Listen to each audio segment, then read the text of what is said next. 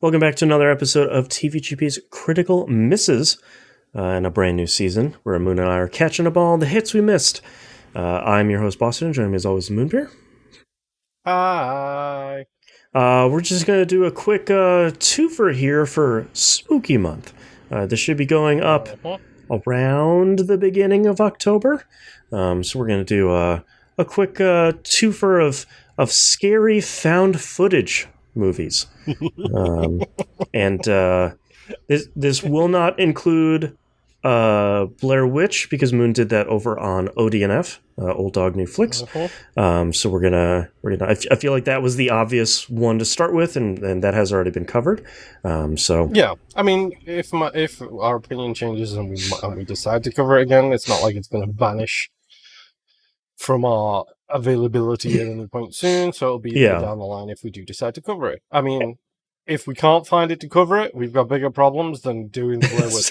That's right. Well, and it can also go in another season of like a remake rules reboot sort of thing, because I didn't know there was like a 2016 Blair Witch thing.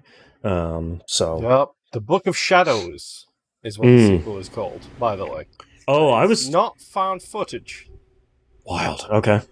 Weird. Yeah, then there's some other thing too, just called The Blair Witch, that came out a couple of years ago, and I don't know. I can't keep all this stuff straight. Hollywood, am I right, guys? Anywho, we're gonna watch VHS 2012's V/H/S, a found footage movie that I know literally nothing about. I'm going to assume it has to do with VHS tapes at some point. Probably. I'm pretty sure the logo is just a bunch of like VHS tape white printed. Yeah, like the labels. Labels with different names on them. It makes the shape of a skull. VHS stand for, Boston. Just like DVD. I'm sure you know DVD. Everybody of mine. Digital Versatile Disc, it stands for. There we go. What does VHS stand for? Video Home Service? Suppose. System. Video home. Sega stands for Service Games. VHS. Okay. Reach for the Moon engine. I always forget. That's what it's for. Oh my god. All right, so I'm going to assume that this has to do with, let's say it's like a haunted VHS that has found footage on it, and if you watch it, you die, or the killer comes at you or something. Well, this is one that we discovered it's an anthology. Oh, right. I think that's part of the reason why I was interested in it, is because you had mentioned that it's kind of a series of vignettes, an anthology style sort of thing, which I think I like the idea of, especially in horror. Like, I want to see multiple directors, multiple teams kind of take on the same idea or genre or kind of core thing here, and that's pretty attractive. It's one of my favorite things on like social media, especially you see it a lot on Tumblr reposts, where it's like, because Twitter doesn't have one that I'm aware of, though a good one that I found. It's like horror story writing, 2 sentences, go. Right. And then some of the most messed up stuff you'll ever read can be said in 2 sentences. Right.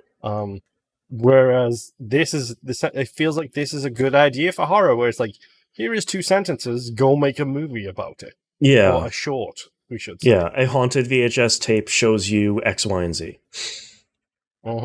Yeah. So I'm curious if it's all going to be connected, if it's all individually told. Right.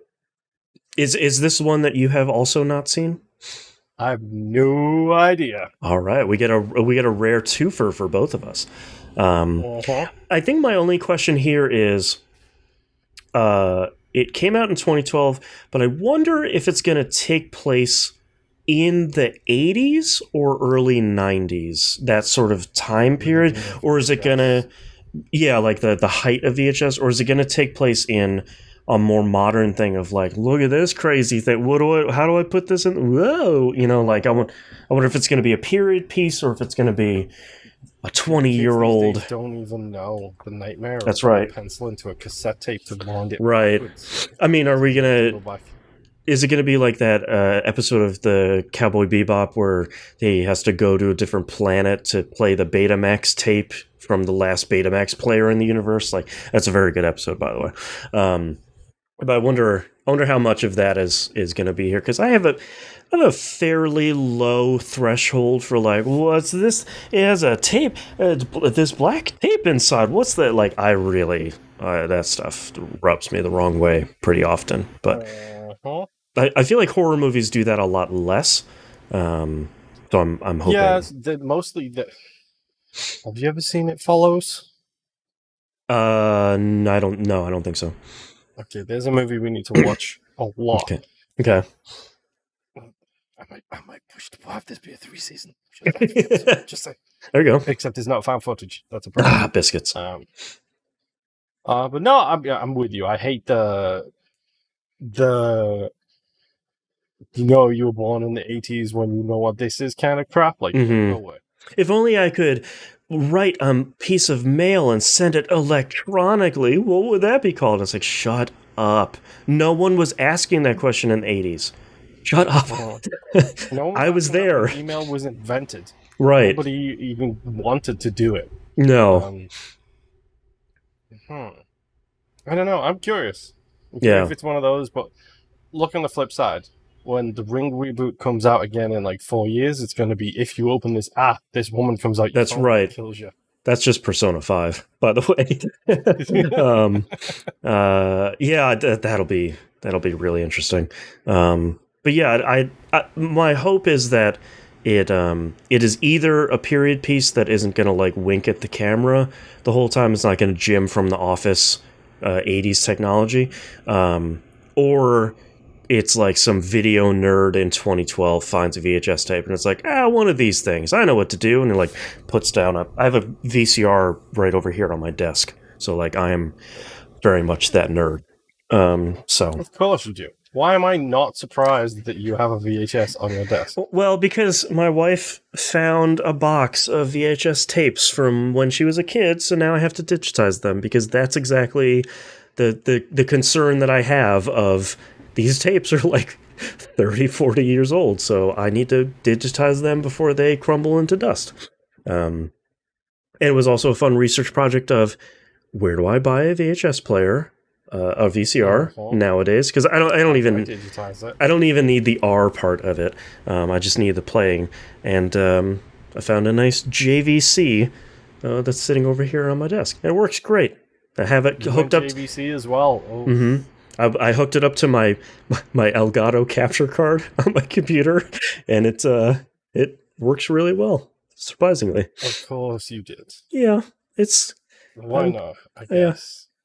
I'm trading composite cables into a HDMI splitter, and it's real good. So I guess if you want to make another sequel to VHS, you're going to shoot it in my house, I guess, is where we're really going with it. Dude. Anywho. Dude. Yes. So I just, as a quick aside, I very quickly just IMDb'd this because I was like, oh, crap, I wonder if it's going to have some of the, for those of you who listen to Bamcast, the bad keywords, we'll refer to them as things like I don't really want to see. I'm not sure. I did a quick look for that, and it's like, oh, if you like this, you might like all of these other ones. Video horror shorts.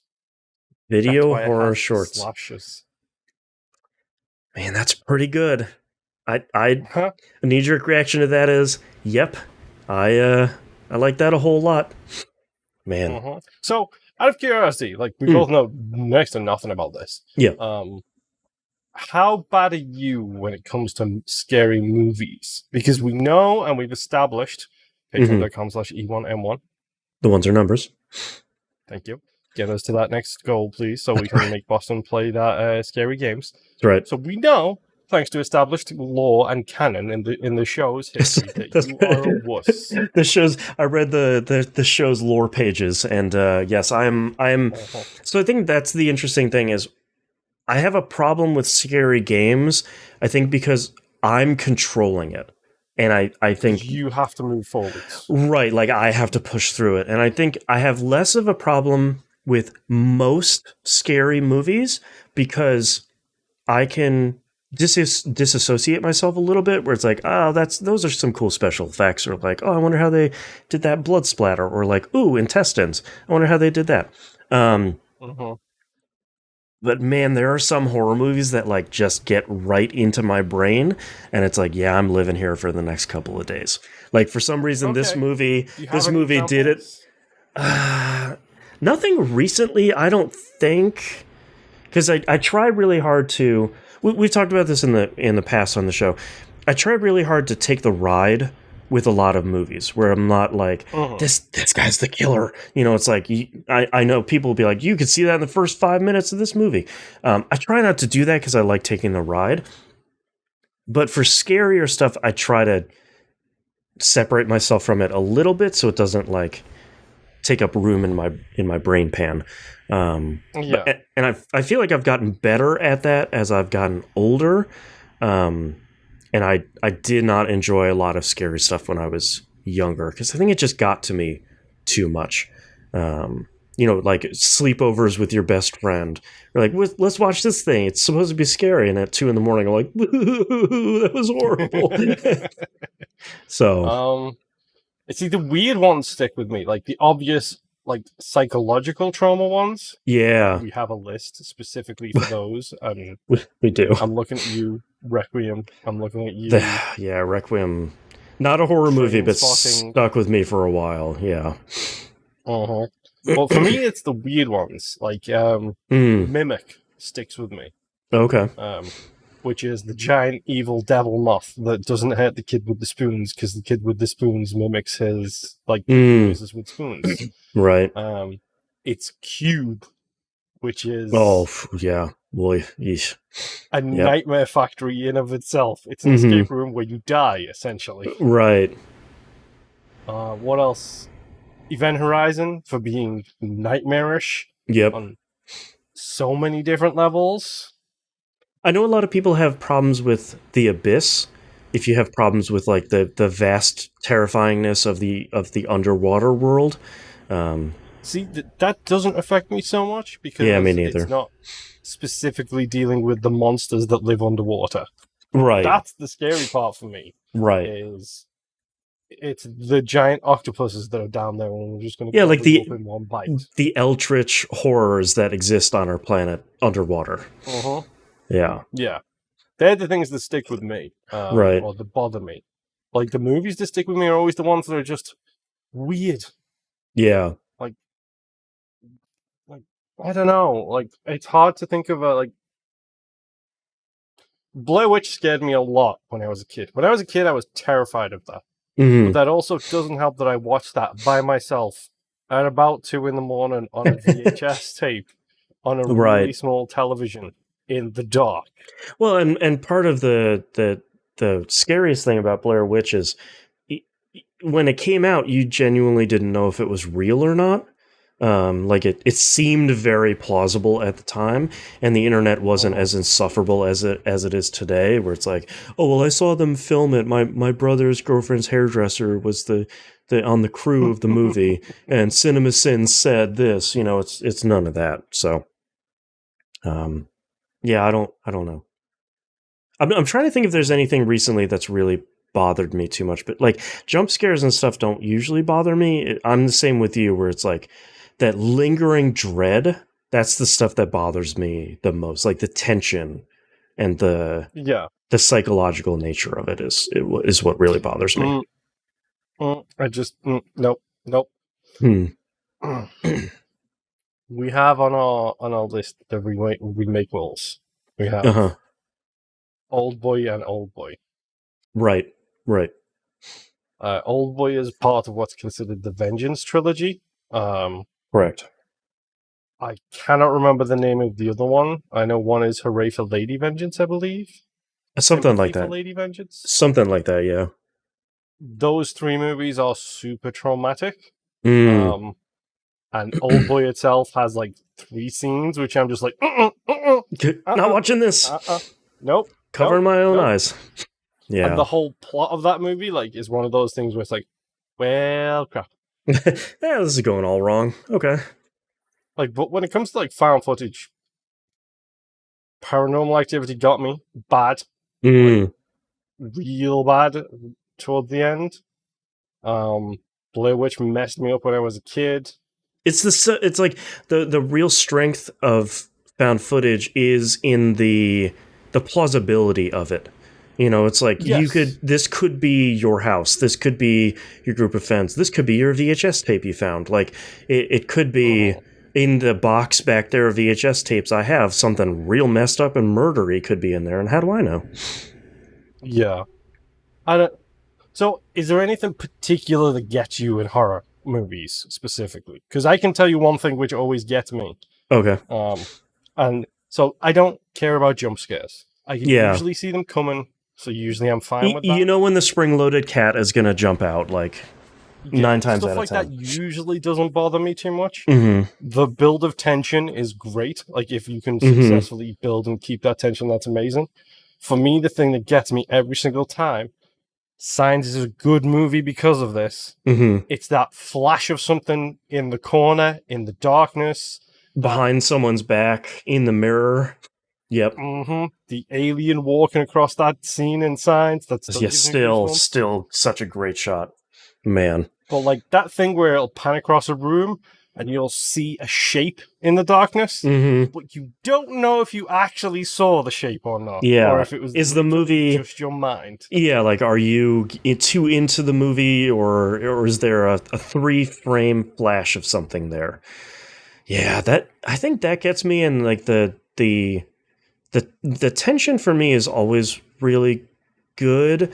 And it depends on how they resolve that tension is usually for me if it's good or bad. But yeah, that like flash of something in the corner is always just like, ooh, God, oh, that looked horrible. I'm not going to see that again, am I? I hope not. I will. God. Yeah. All right. Any final thoughts here leading into the great VHS unknown? I don't know. I hope it's good. It seems to be widely highly reviewed, generally speaking. Yeah, I've heard good things about it. Yeah. So I guess we'll see how it goes. This is where we watch it and then we find out, oh, you should have watched like VHS 94. That's right. VHS 0.5. That's the true intro. Yeah. Hopefully not. Because there's like 9 of these things. Yeah. We'll dip our toes into the anthology horror here. All right, well, let's go watch the movie. Yep.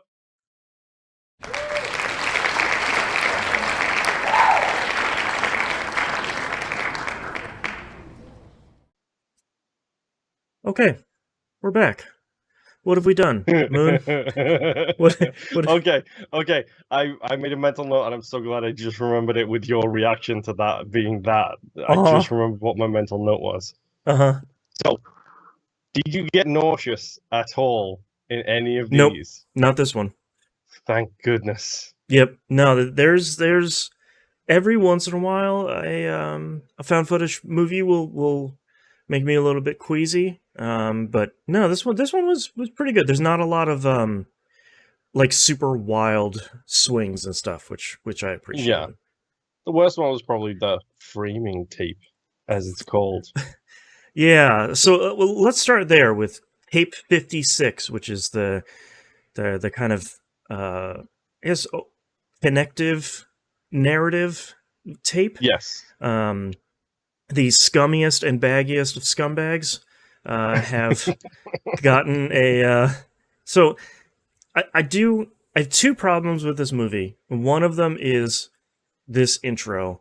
I think is way too long before it gets into the good stuff. Let's talk about that straight away. The movie as a whole is way too long. It's pretty long. I had less issues with it as it went on, but I think a lot of this intro for me is the bad guy kicking the puppy. Like, you know they're bad already. You can just show them, like, busting up that shack or house or whatever that they bust up. We don't need Construction to... sites? Yeah, something like that. We don't need to see them pulling the woman's shirt up. We already know they're bad. Like, we don't need to see them scaring a bunch of people. Like, we got it. And we'll get it through the rest of the movie, like, in spades. So don't worry. Yep. These garbage humans have gotten a deal from someone to go to this old dude's house and find a specific VHS tape, which will get them a lot of money.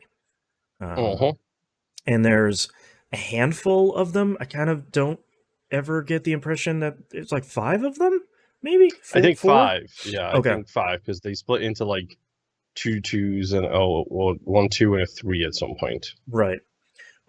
So they find the old dude that owns the house dead in front of a whole bunch of televisions that are just snowing, and And for those children listening, snowing is the old effect on television when you didn't have a channel on, and it did like a black and white haze. Yeah, and had made a hissing noise. Because you know that dude, I know that dude. Yeah, that's fair. Nobody. There's a whole generation like 2 years behind us who've got no idea what that is. That is fair. So of course one of them is set to watch the old dude like he's going to do anything. Wink. And they said, hey, this dude's dead here. Let's just pop in one of these tapes. Let's watch them. Yeah, you check these tapes. We'll check the tapes downstairs. Right. The only intro, or we'll check the basement, which has a lot of tapes. The only information they were given about the tape they're supposed to find is you'll know it when you see it. Right. Okay. Really good. Sure. The only other moment that I really like in the intro is I like the idea that their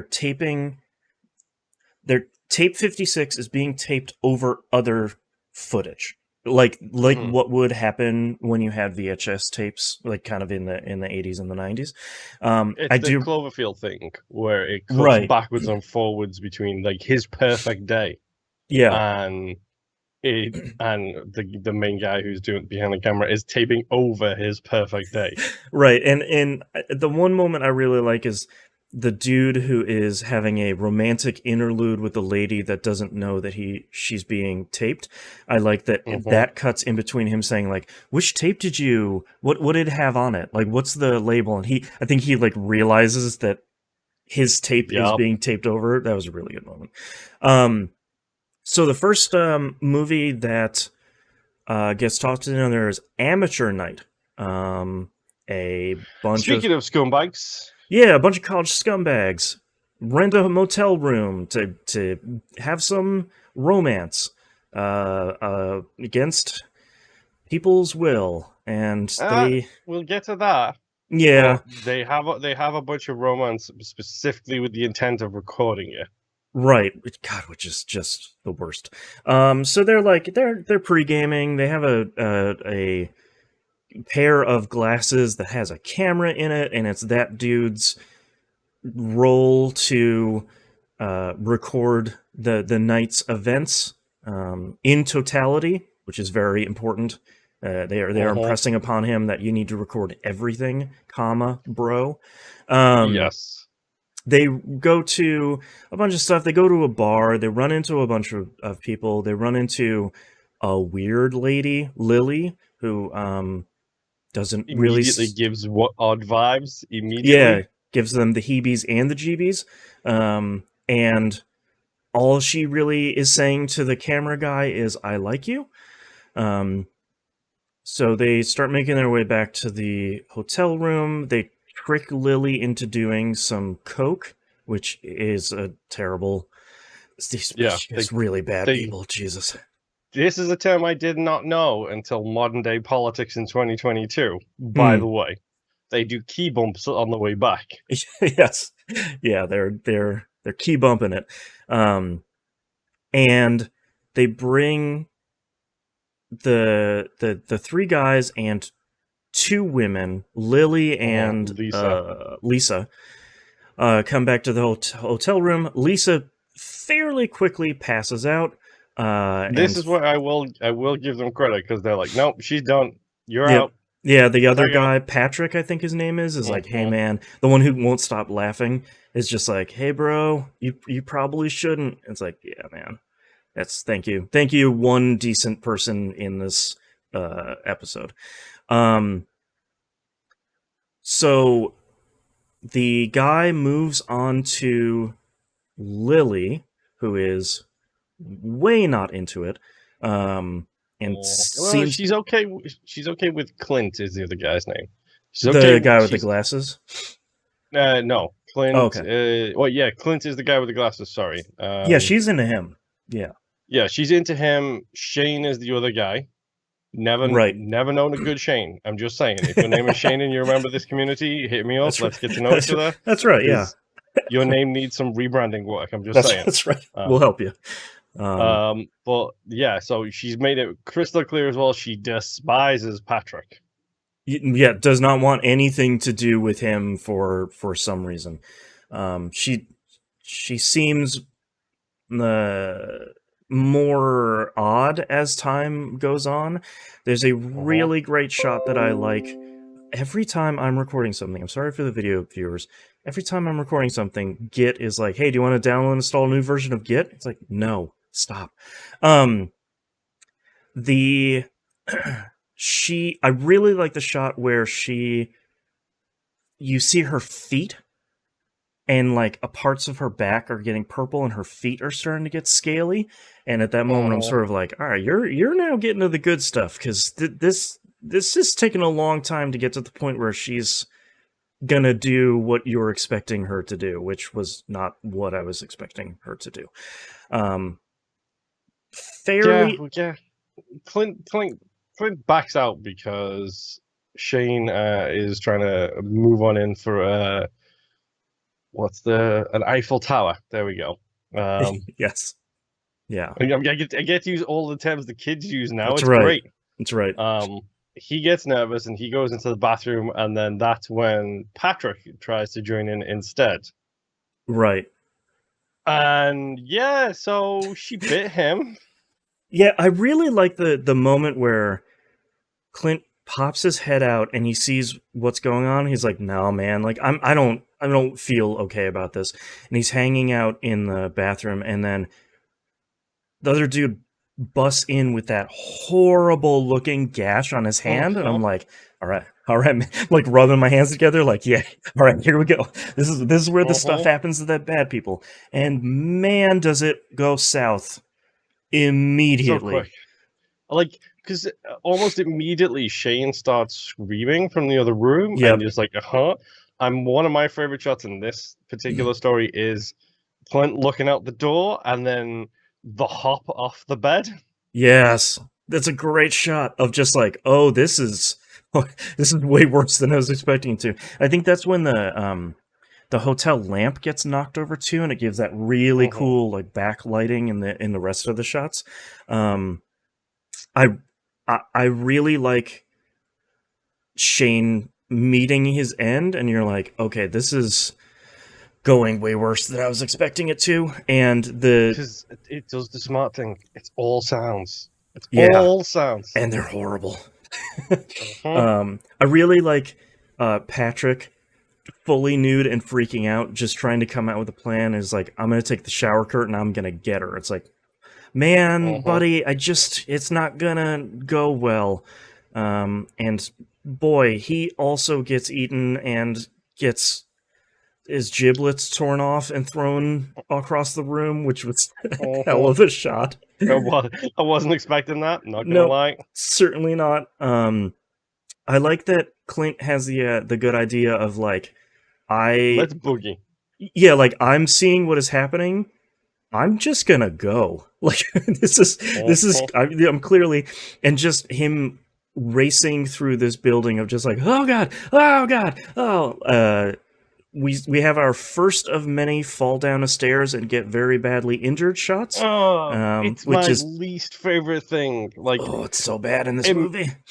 It makes for good horror, but the bone sticking out of yeah, that shot of just like, because he breaks his wrist when he tumbles down the stairs a little bit. Yep. And it's just like, okay, is he going to open the door and she's going to be there? Is she going to just appear out of nowhere? How is she going to get there? That appearance at the top of the At the stairs, top of that the shot stairs. of her is just like, as she's peeking around the corner, I was just like, ooh, oh no, oh, I don't like that. But I do really appreciate how they spend a lot of time with her face just in the camera, with like that split down the middle, and she, like, the eyes look significantly different. I'm like, man, you did some pretty good makeup on this lady, and you should show it off for a while, because that looks pretty great. She tries to have a little bout of romance with him in the stairwell, which he understandably is like not the fact into. that she says no, like, and it's like, dude, he's Dude, just broken his wrist and he's terrified. I don't know how to explain this to you. Nope. Yeah, she sort of cowers under the stairwell. He starts running away. He gets so close to a group of people that look like they might help him, and then she has wings and she picks him up. And yeah, you see the legs come down from him. Yep. Like he's looking down, and you see legs come down and grip the shoulders, like yeah, the it's claws, really good. and it's just like, there it is, buddy. Yep. She takes him. I really like the kind of twisting, spinning shots that happen as she's taking him into the sky before the glasses fall off. I kind of like the like all you're seeing is legs and wings and sky, and it's all real disorienting in a way that I kind of dig. Yeah, so when I know once got hit by a car and they described the sensation as like knowing they were in trouble, and then all they saw was floor sky, floor sky, floor sky, thud, nothing. Oh boy, yeah. How do you feel about Amateur Night? This first film. This is actually a good one, I think, because this movie as a whole, I think, conceptually is incredible. Yeah. I think it has highs and lows. I think Amateur Night is probably upper middle in that list. I would agree, yeah. The design is incredible. Like, the sound is great. I hate the a-holes, which is part of what brings it down for me. They're so, like, you love to hate them in this. But yeah, it's rough because you have back-to-back groups of garbage people. So, like, it's a little bit like, oh, great, is this just going to be like 5 movies of just the world's worst trash on film? Which I guess it sort of is. Yeah, a little bit. Yeah. I really like this one. I think for me, this is probably upper middle as well, maybe in like second or third place. I think it's really solid. I kind of wish the intro of this one was a little bit shorter too, because it's like, I get it, there's a camera and the glasses, like, yeah, we're pre-gaming, woo, you know, like you could do something a little bit faster, but I don't think I have as much of an issue with it as I do with Tape 56 kind of overall. Yeah. I do like that once the glasses fall to the ground, the tape ends and it switches back to the old guy's house, and the dude who's watching the tape is missing, and I'm like, yes, here we go, let's go. It's not even dead, he's just gone. I'm like, yes, now we're getting to the good stuff. That's what we learned about the tapes in the basement as well. Just like hundreds of tapes in the basement. And that's a really great moment of just like, oh, there's so many here.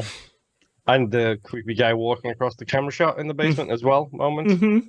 I like the guy that's like, there's a dude down here. There's a dude down here with us. And it's like, yeah, there is, man. Look at him. Yep. So good. I love, again, this is one the kids might not get.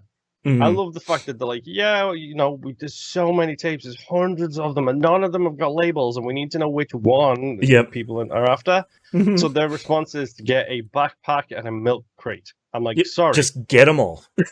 That's not going to get them all, is the problem. That's going to get like a quarter of them. VHS tapes are huge. Yeah, they're big. But I do like that moment of like, there's no way we can watch all of these tonight. We just have to grab them all. And we gotta go. Upstairs, one of the other guys gets bored and pops in another tape, and this turns out to be Second Honeymoon, where Sam and Stephanie are married and they're traveling across the country for their honeymoon, and Stephanie wants to record pretty much everything along the way.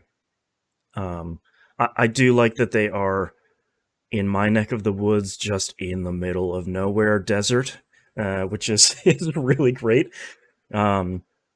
They pretty quickly they run into Wild West Junction, and they run into.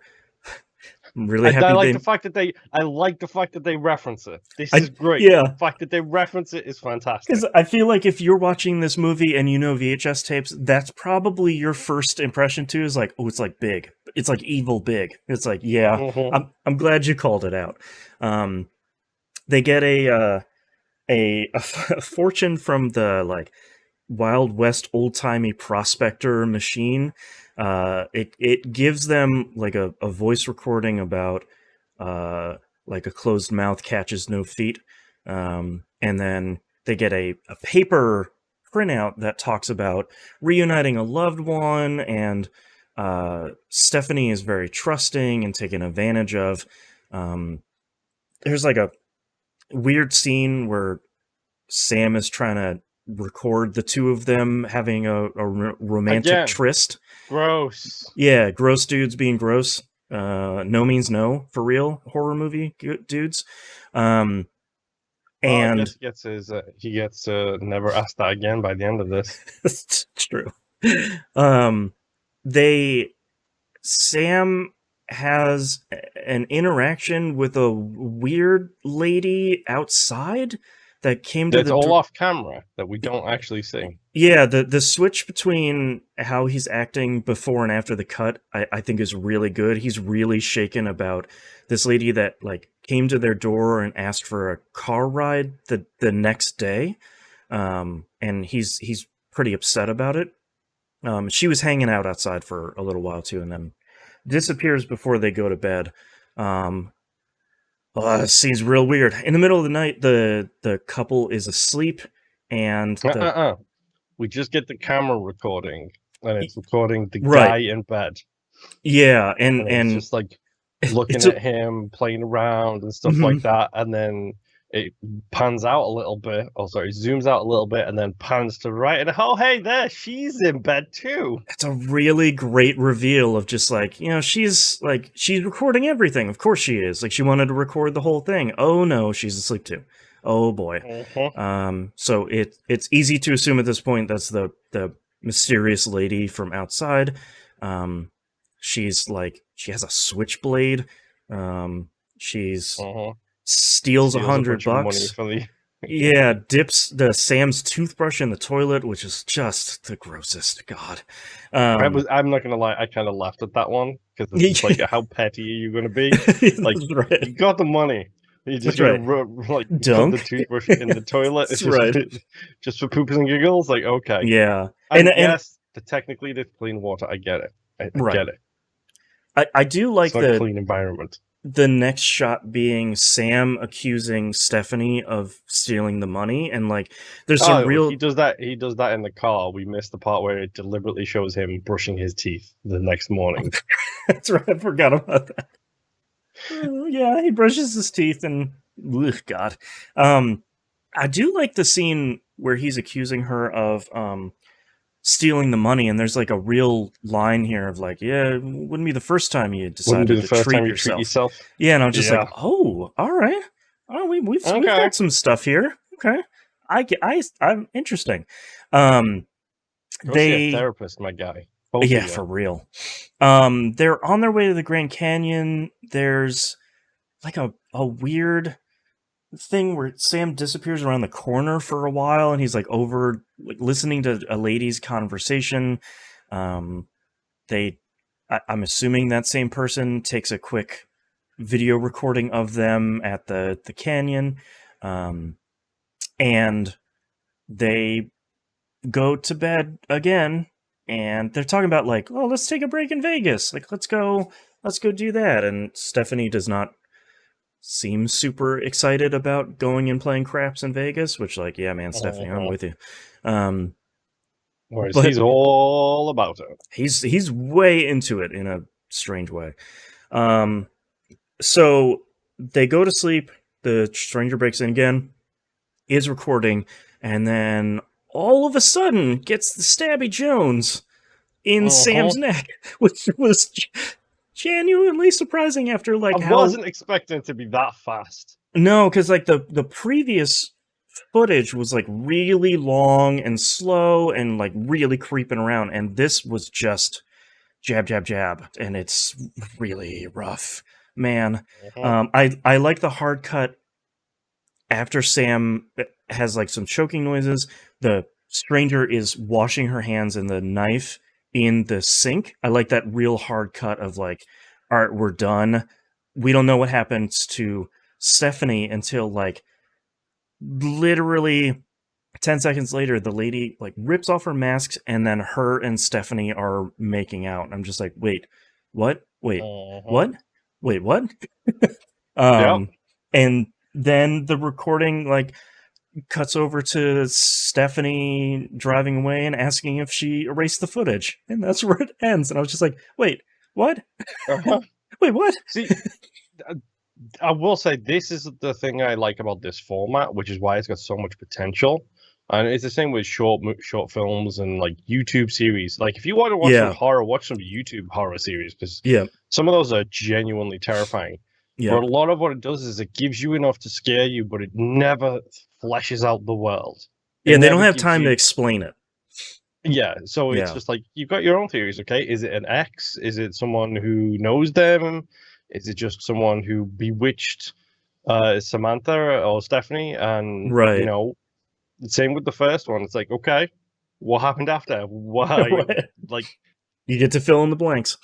In one of my favorite shots in this movie, it switches back to tape 56 and the old man's corpse is gone, which and is the dude is still watching the video. Right, and I'm just like, yes, let's go. This is so good. Thank you. I like the quick shots here of the bunch of people arguing in the basement about like, why is this tape so special? We don't really care. It's just going to make us a lot of money, but we're going to copy the tape because maybe it's like a senator doing bad stuff, and maybe we can make a ton of money by making copies of it. It's like, all right, maybe. Clever criminals, at least. Yeah. So I don't think anyone puts another tape in on this one. I think the next film just starts. I believe so, yes. Yeah. Tuesday the 17th, which is... So let's talk about how things started getting really good for me at this point. Oh, okay. I was just going to say this is my least favorite one it's my favorite one in some aspects, and it's my least favorite one in other aspects. So the thing for me is, I like what you don't see. I think we talked about it on part one. I like what you don't see. I like the stuff that's in the darkness, out of frame. These past three are all, these next three, this one and the next two, all designed for me. Yes. Because it's just like, it's stuff in the background. It's stuff that's not 100% the unknown. clear. Exactly. Right. And even when it's known, it's still disturbing as hell sometimes. I think that's the strongest part of this one for me is the bad guy, the like staticky, glitched out, like it's literally, that's cracking. It's called the glitch. The glitch. Okay. I like the use of like the tracking effects on a tape to kind of obscure this dude. I like the fact that it's called out, like, why can't I film you? Yeah. I think my main problem with this is I think the acting in this one particular is a step down from all of the other ones. It's definitely rough. Yeah, and I think I don't think it's necessarily bad, but I think so much of this hinges on especially like the main lady and the main guy, and I don't think either one sells it very well, which I think is kind of a bummer. True. And this is essentially four people who seem to don't like each other, kind of lied to each other about going to this lake. And this forest. Joey is filming the group. Wendy is kind of the one that wanted to take the trip. I like the little like cuts to dead people like these kind of it's Wendy's previous experience basically, because yeah, like you basically find out that Wendy is a last girl from a yep, horror movie essentially, yep, and she's going back there to heal trauma, but also get evidence of the thing. right. She's like she has a hypothesis and she's testing it, which is it going to happen again? Maybe. Let's bring my friends. Um, Uh-huh. I think most of this leading up to the shot I'll talk about next is fairly okay. Like I said, all the acting is fine, so it's okay. But man, the first time that Samantha is the first one that gets killed when a knife just goes through her face, and I'm just like, huh? Uh-huh. The way, wait, what?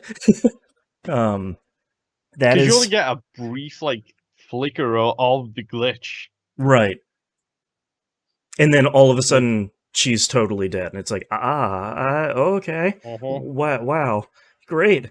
I think it probably could have done with an approaching shot first.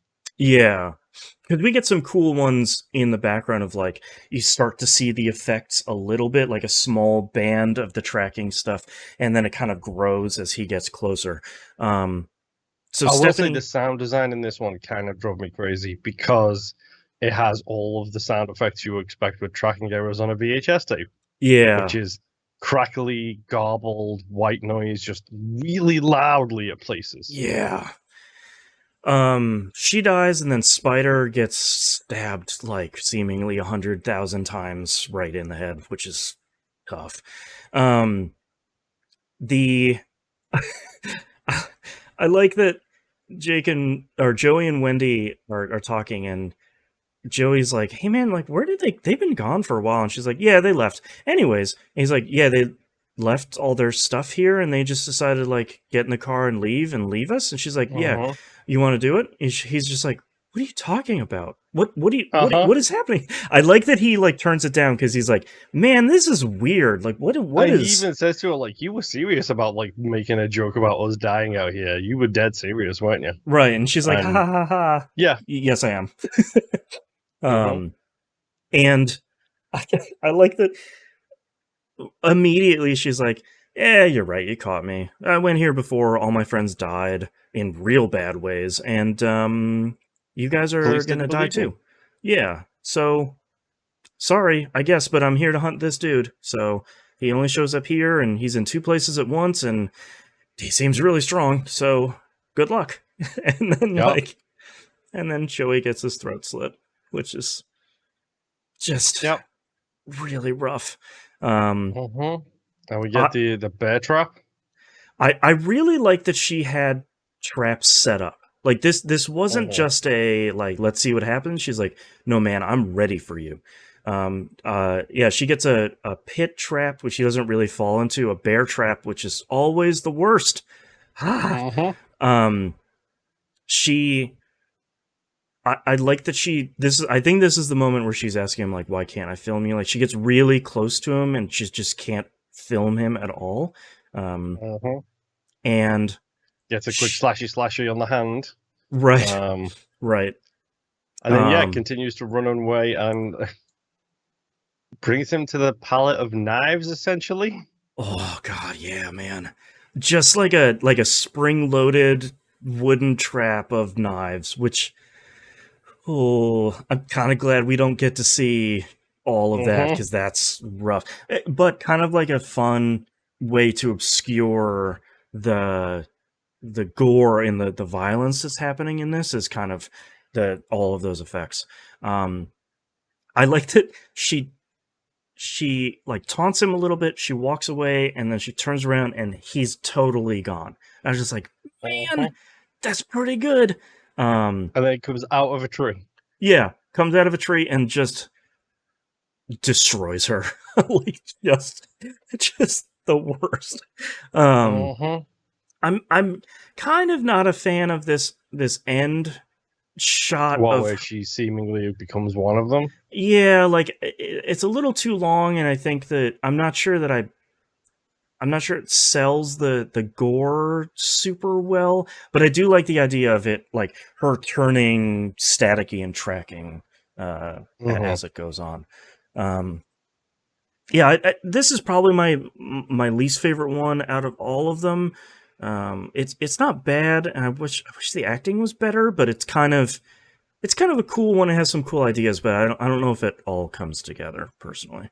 Yeah, I'm torn, to be honest, because my favorite one is probably a tie between the next two. Oh, okay. I know which one is my favorite, but least favorite because it's my favorite.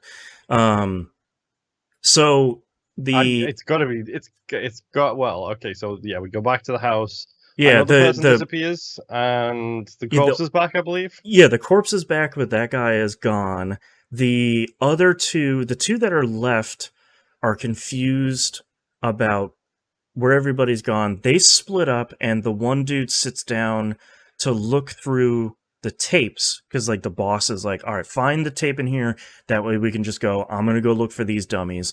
So he puts in the next tape and sits down to watch, and we get my favorite and / least favorite, the sick thing that happened to Emily when she was younger. I was gonna say, this is probably, like, this and the next one, because of what they do, is my favorite type of horror trope. Yep. But it's the contents of it, like, this is probably edges it a little bit. This is easily the scariest thing I've watched in quite a while. So, out of curiosity as well, so unbeknownst to me, I sent you a text message in the middle of the week. You want to know what scene you sent me a text message during? Yeah, it was this one. So Moon sent me a message, and it's sitting here on my desk. I usually have it sitting on my my mouse pad here. It was sitting on my desk, and like halfway through this, when it starts getting interesting, it goes, guys, it's like, so yeah, it's good times. So this is like a FaceTime Skype sort of thing between Emily and James.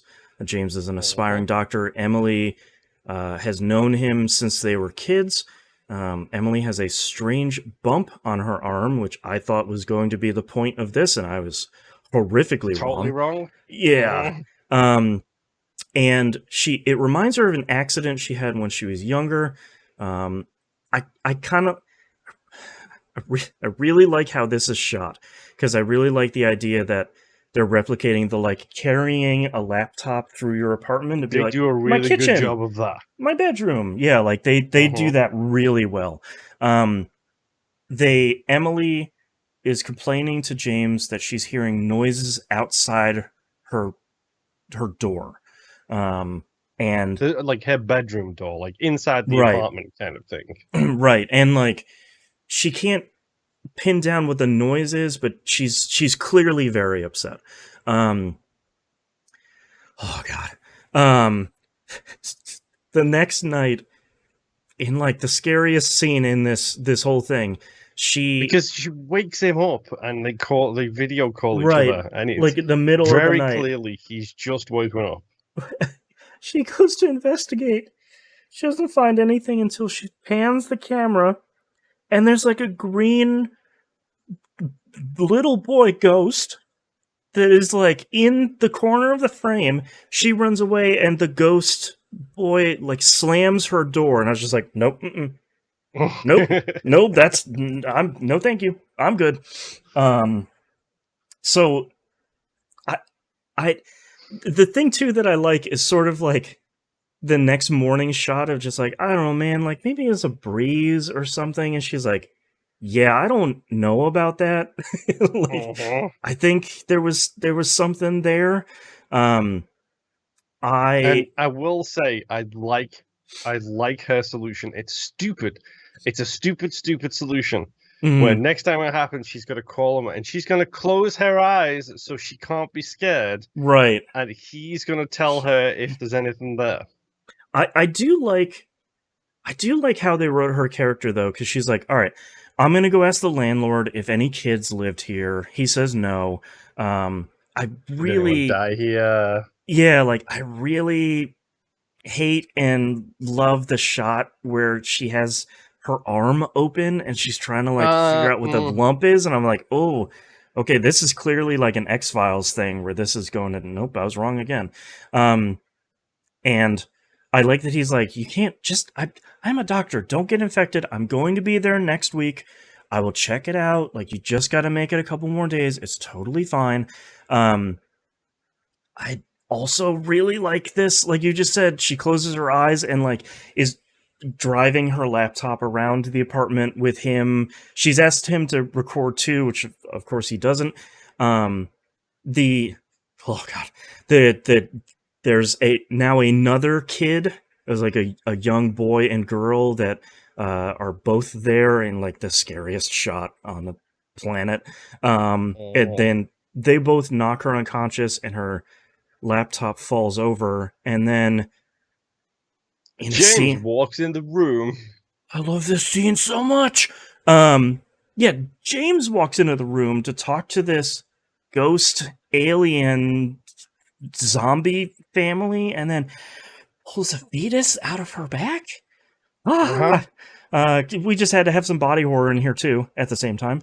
And then he's like, he mentions the bump in her arm as a tracking device, and then asks them, like the alien ghost family, to wipe her memory, and then he like says he's gonna make it look like an accident by just breaking some bones. Yeah, make it look like an accident again. And I'm like, oh god, why? And then like the hard cut to the next morning where she looks messed up, and like her having this moment of like, I think you should be with somebody better. Like, there's something really wrong with me, and I don't think I should put you through this. And I'm like, man, this lady is just the worst. And he says, yeah, I mean, you're really the only one for me. Like, I'm not going to leave you. Don't worry. And then he starts to chat with a brand new woman who has a weird bump on her arm. And I was really a horrible shot. Oh God. This one was really good. Just like the we were talking in the beginning about like the camera panning and something being there and then like disappearing, or like something being between frames. And man, that was this one for me 100%. Like, of all of these, this is the one that stuck with me over this past week. Like the one I remember the most. Like, all the other ones are really good, but when I think about this movie, I'm always like that little green kid in the corner slamming the door, and I'm just like, oh God. So this is probably my favorite one. Yeah, because it's the worst. That arm shot though is just the shot of the arm is just, it's just like it coming in frame and just like most of her arm being open, and she gets the like meat fork, and I'm like, no, put that down, put that away. Yeah, this one is, and I have to say, really great acting from like the two people that are in this movie. Like, there's that other lady in the end, but they knock it out the park. And I really like the like giant pixel effect they use when you can tell like the latency gets high and they're dropping frames and stuff. I really like the slow reveal of like the 16 pixels out of order. I think that's a really, really cool effect. This is a really well done one. I like this one a whole lot. So we go back to the house. The dude and the old man are gone now. The leader is the only one left. He goes upstairs and finds the dude who was just watching a tape decapitated. I like his reaction of just like, oh God, oh boy. Oh no, he doesn't find him at all, and then like he walks down the corridor to look, and there he is. Yep, and his head just rolls down, and then finds the old guy who's like some sort of zombie thing now. Yeah, he's clearly alive or undead or something. He falls down the stairs, falls and hurts his ankle, and then the zombie takes care of him at that point. The kind of that Tape 56 stuff ends by the TV and like the VCR bank starting up a tape by itself. And we 10/31/98 which is so. It took me way too long to figure out what the main guy is dressed as, and until he literally said it out loud, and he says he's a nanny cam, and I'm just like, that's genius. That's really great for 1998. Oh my god! Yeah, because he's dressed. It's a Halloween night, and right, they're all dressed as different stuff. You've got your stereotypical tropey pirate. Right. Yep. You've got a marine, which is fine, whatever. One of them is dressed as the Unabomber because it's the most 98 thing where it's like, I'm gonna dress as the Unabomber. It's like, yeah, that would be what would happen. I really and the final like guy is in like a big teddy suit, right? And I'm like, with a camera. What is he doing? And he's like, I'm a nanny cam, and I was like, oh, that's really good. Oh man, I literally lost it at that point. I was like, crap, that's so funny. And I really like the framing here of they going to a party. They encapsulate the best part of going to a party in 1998 of, I don't know where we're going, I don't have a map, we went the wrong way on the freeway, this is not the neighborhood we thought it would be, now we're all fighting, why are you drinking in the car? Like, all of it, they nail 1998 really, really well. And they show up to this fairly large house that they swear the party is at, and there's nobody there. So they decide they think that it's a it's like a haunted house experience. Yeah, which it's just like is a really good way of like, I like how they play with that expectation of like, it's just a spooky haunted house, it's no big deal, like of course it's empty, like everyone's inside the house. So they break in, they run into like a whole bunch of scary, spooky stuff. This is the stuff I love. This is why the Blair Witch stuck with me for years. This is why that last one is going to stick with me for years. It's because it's just like the guys come running out of the room like, dude, it was like hands were coming out of the floor to grab. It's such great special effects. I've never seen anything like it. I'm like, oh, that's really good. Like that's a really good way of like selling them not believing that this is actually like a possessed house in a bad situation. I like that brown stuffed bear appearing in like every single room, by the way. Yep. And the nanny cam guy sees like a kid or two. He sees that girl sitting in the chair in the mirror, and then he switches back and she's gone, which I am always a sucker for. It's the scariest thing. And I like that they're going through this house and like running into a genuinely haunted house, and they're like, look at this, it's great, oh, the lights are all turning off, oh, it's so spooky, and it's like, oh god, guys. And I love the ultimate payoff to it is they all go in the attic and they find what looks to be an exorcism. See, I didn't think it was an exorcism. I thought the girl was innocent and it was a bunch of creepy dudes. That was my initial thing where I'm like, yeah, they should probably save her. And I love that the dudes around this lady that they have tied up are chanting "Cast You Down," and these four idiots join in because they're like, "Yeah, this is I'm gonna be part of the show," and all of them are just like, "Hi, who are you? Let's kill him." How did you get here? Right. Why are you here? Get out this house now. And I really like that shot of when things start going south and that dude just flies straight up to the roof. And I'm just like, oh, okay, there is really something going on here. Everybody understandably starts to get out of there. Yeah. Yeah. And I like the fact that they all get out. Yes. And then they hear the girl screaming. Right. And they're like, oh, don't, no. I mean, don't get me wrong, I would, in my heart, I believe I would go back for the girl too. Mm-hmm. But at the same time, like, you were out, guys. Right. I'd be too busy, like, crying and peeing my pants. But yeah, I do like that they're like, we should probably, this doesn't seem like this lady is in a good situation, we should probably try and save her. And it's like, yeah, I mean, get back in the house, sure. So they free the lady, and then the house goes nuts.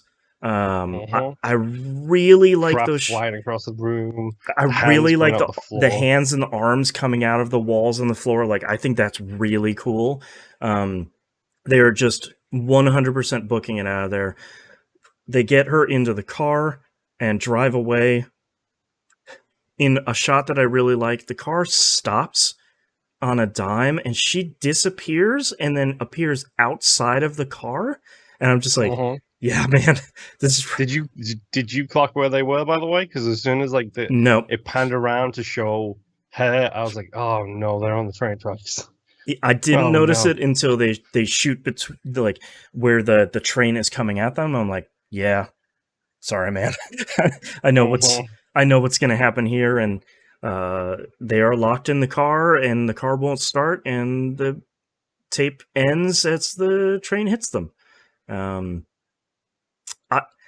I I really like this one because I feel like, unlike like the intro shot in the first sort of short, I feel like the long setup to where they find the woman pays off really well.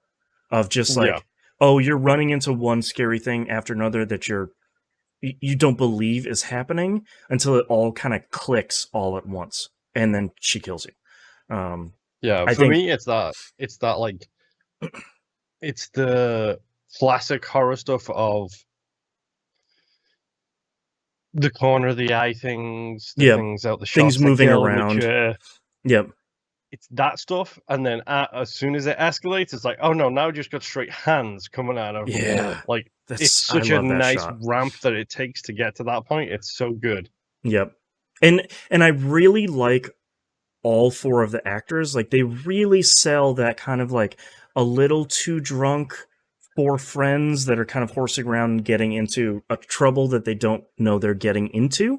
I think they all four of them did really, really well. And then after that, we kind of get our credits, which unfortunately is like a repeated beat of like the lady getting her shirt pulled up, which sucks. But it's a cool idea, but they don't need to keep showing that scene like 30 times. But yeah, that's VHS. Five short films connected by tape video 56. Horror stories. Yes, video horror stories. What did you think of shockingly the first of like 5 VHS movies? Honestly, it was like I said, it was ups and downs. Like, it had some high highs, it had some low lows. Like, some of the stuff is a little bit too slow to get going, and some of it is just, it's just not my style. Like, I hate the a-hole trope. Like, because as much as that, part of the whole thing with horror is, if you believe yourself to be good, then you won't get hurt, because the scary things only go after the bad people. Yeah, it's like the bad people being punished, and especially from like horror movies in the 70s, where it's like, oh, if you're gonna have sex, you're gonna do drugs, you're gonna drink underage or something like that, the killer's gonna get you. Yeah. Whereas I think like things like Nightmare on Elm Street, that is a killer going after the family of the things related to him. Yeah, like the family of those Nightmare on Elm Street, so I don't want to spoil it. I've seen like the first 3 maybe, but it's been a long time. But like, that's the scary part, is when it's the innocents getting done in. Like, that's why the sick thing that happened to Emily and 10, 13, 90, 31, 98 are fantastic, because they're relatively innocent people. Yeah, they're not really involved in this. Like the Emily one, she just knows this dude. That's all. That's the only thing she did. Oh yeah, it's real rough. I agree with you. I liked this a whole lot conceptually. I think 4 out of the 5 I think are really good. I think the middle one is probably the weakest for me. Like I said before, because I think the acting leaves a little bit to be desired. I think it's a cool concept, but I don't think it 100% comes together. I actually also kind of didn't mind the length of it, because it is 2 hours, but I like each short it's being chopped up pretty well. Yeah, and I like you getting another update on the kind of connective film that's going throughout all of them. I think that's I like anthology stuff, and I think this is a really cool way of doing it. I just pulled up Rotten Tomatoes here. Tomato meter is 56, audience scores 51, and IMDb has 5.8. 41 audience scores. Sorry, 41, yeah, which I think all of that is much lower than I would give it. I think this is probably like a solid 7.5. I think it's I'd go 6 or 7 easy for this. Like, some of the highs more than make up for the relatively low lows, and the lowest of the low in this is that segment. It was tape 56. It's the framing device. That's the lowest point of the whole thing. When you get into the individual stuff, it's relatively fine. Yeah, and it takes too long to get into the kind of anthology stuff, which I think is a real... I think for anybody going into this movie blind, I think that like first 15 minutes of these dudes is a lot to ask for. Mm-hmm. I did check the trivia for this, as I sometimes do with these with movies that we watch. Apparently the brick house in segment 56 or whatever it is, tape 56, that's the same brick house from Marble Hornets, which is the Slenderman YouTube horror series. Ah, interesting. That's kind of fun. Yes. And that is, if you want some scary stuff, ignoring all the extracurricular Slenderman stuff that came out after that. Yeah. That's the one to watch. Yeah, that original Slenderman is something. I also have to give it credit. Like 6 different teams directed all of these things, and I do think it is fairly cohesive across the board. Like some of the videos are lower quality than others, but I think it reflects kind of the time they were shot. They feel pretty authentic. But I like that all of them stuck really closely to someone is filming this thing with something that really isn't a camera, and it's this short thing. I think it turned out to be more cohesive than I was thinking. But yeah, I liked it. I thought it was good. I thought it was scary as hell. That Emily one. Whew, boy, that's intense. By the way, the fortune teller card, a happy reunion with a loved one will make life all that you've ever wanted it or dreamed it to be. Arguably, second honeymoon. Right. You have a very trusting nature and are easily taken in by so-called friends. Arguably, Emily. Right. Do not be so anxious to do favors into others, as there is one just waiting to take advantage of your good nature. Potentially Amateur Night, maybe, or the last one, maybe. The guy with the camera. Right. Seems like he could be that, or even more possibly, a new turn of events will come about soon. That could be Amateur Night easily. That's true. Yeah. Man, what a film! I like this way more than I thought. Did it scare the bejesus out of you? On a 1 to 5 owies, how many owies did you get from jumping away from the screen? Like a 3, I think overall. Largely, it was brought up a lot by the Emily one. That was a lot of like, oh no, I don't like that. Oh, it's getting worse. Oh, nope. This is even worse. That's my highlight for sure. And some of the other ones were pretty good, especially like, oh god, I'm seeing the inside of that person. Oh god. Like a lot of that. That dissection scene in the Emily though, with the knife on the back. Yeah. Rough, man. Yeah. That's pretty good. Any final thoughts here for VHS? Honestly, it was fun. It was a little bit longer than I would have preferred, but sometimes that's we watched Justice League, for Christ's sakes. This is fine. Yeah, this is nothing, man. Yeah. All right. Thanks for joining us, and we'll see you all next time. Bye. What are we watching next time? We're gonna watch Troll Hunters next. Troll Hunters, 2010's Troll Hunters. That one. We'll see you next time for another found footage film. Got the triple Fs there. Yeah. All right. Bye. Boy.